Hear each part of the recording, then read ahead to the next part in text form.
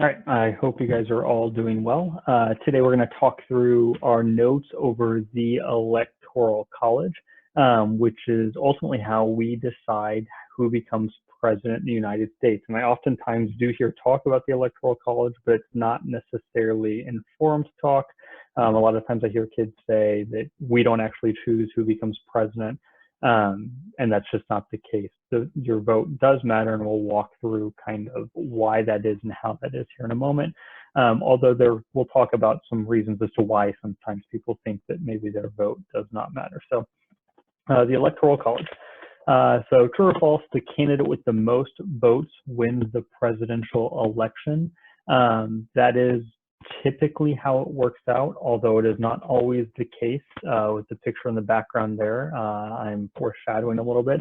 And actually 2 times during my lifetime, I guess only once during yours, it has not worked out this way. And so we'll go over those examples as well. So most of the time, as I said, that is how it works out. The candidate with the most votes wins the election. But we're going to look at scenarios where it doesn't.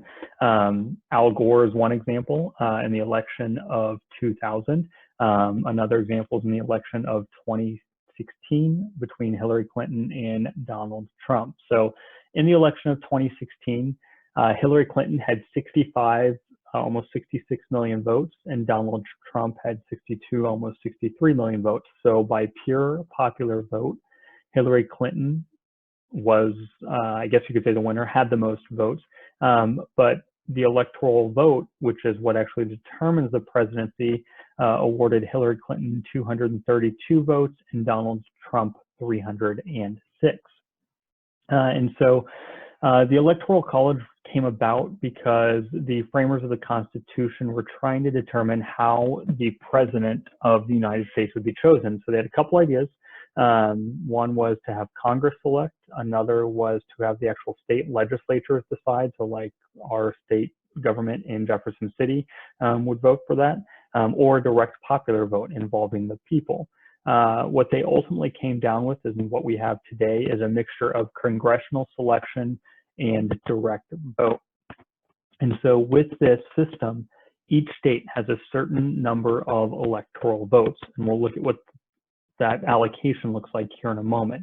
And those electoral vote totals are equal to the number of representatives it has in Congress. And so reviewing Congress very quickly, we've got Congress is made up of the House of Representatives and the Senate, as we talked about with the Connecticut Compromise, that representation in the House of Representatives is based on population. And then every state has 2 senators. So the amount of electoral votes for every state is going to be a bare minimum 3, because you're going to have one representative in the House and at least 2 senators. And so the total number of electoral votes for the state of Missouri, we have 8 members in the House and then 2 senators. So the state of Missouri has 10 electoral votes. So the way that it works is if a candidate receives the majority of the votes in each state, they receive all of that state's electoral votes. So let's say in Missouri, a candidate wins by 3 votes or they win by 3 million votes. It does not matter. Either way, they're winning all 10 electoral votes. There are a couple of states that do it differently. Maine and Nebraska use a distribution system. So based on the popular vote winner of each state's congressional districts, with the winner of each district getting a vote. And then the winner of the statewide popular vote receives 2 additional votes. And again, that's just those 2 states that do it slightly differently. And you'll actually see that represented on the electoral map that I'll show you here in a minute. So this is an electoral map. And obviously the red states signify states that Donald Trump won, and the blue states signify states that Hillary Clinton won. And so what you'll notice inside each state is the number of electoral votes that are awarded from that state. Just pointing out our example of Maine and Nebraska on the last slide, you can see Nebraska, all the congressional districts were won by Donald Trump. So he did win all 5 electoral votes in Nebraska. But if you look up in the top right at Maine, Maine has 3 electoral votes, and those were awarded, those were distributed. And so Donald Trump got 1 of them, Hillary Clinton got too, because of the way that their distribution system works.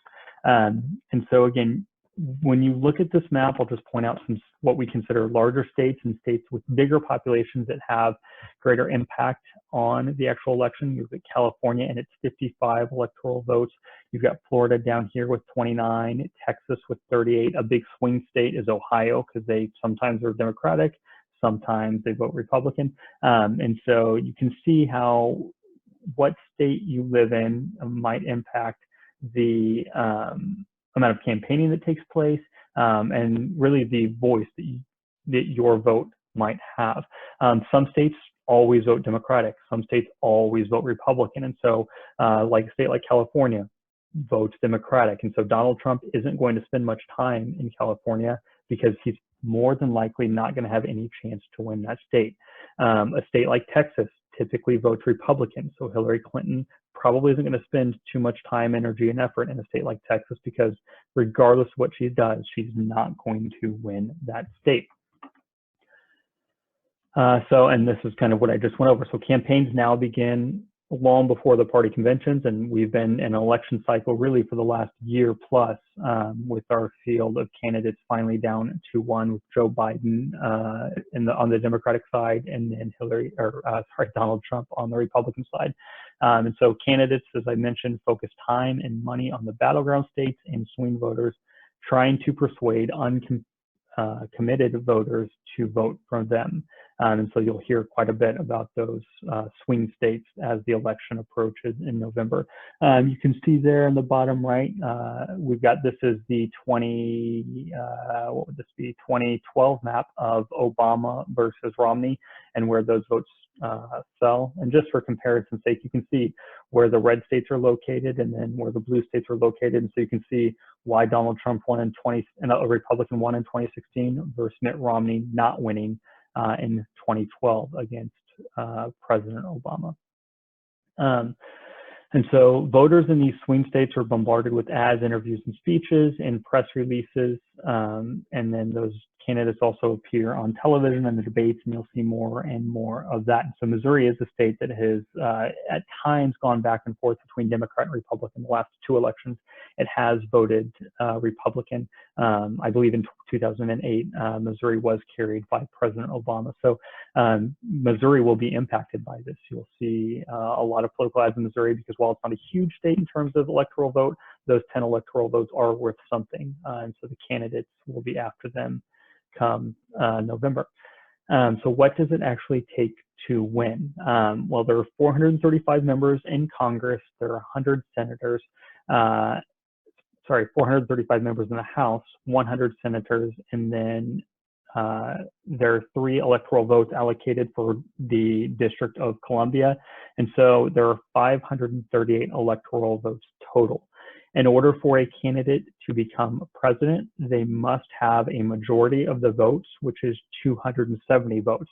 Now, there are actually a couple ways that a candidate will not reach 270 votes. One is they could tie at 269 to 269. Another, which we haven't talked about yet in this class, is the idea of a third party, that a third party candidate could gain enough support to prevent either one of the other 2 candidates from winning 270 votes. In that circumstance, it is not the candidate that has the most electoral votes that automatically wins. There's a process in place. So what if no one candidate wins a 270 majority? The House of Representatives would select the president, and then the Senate would elect the vice president. And then on the right side, this is what's happened now 5 times throughout history, twice over the last 20 years. So what if one candidate wins the popular vote and another wins the electoral vote? The electoral vote winner is the winner of the election. So that happened in 2016 between Donald Trump and Hillary Clinton.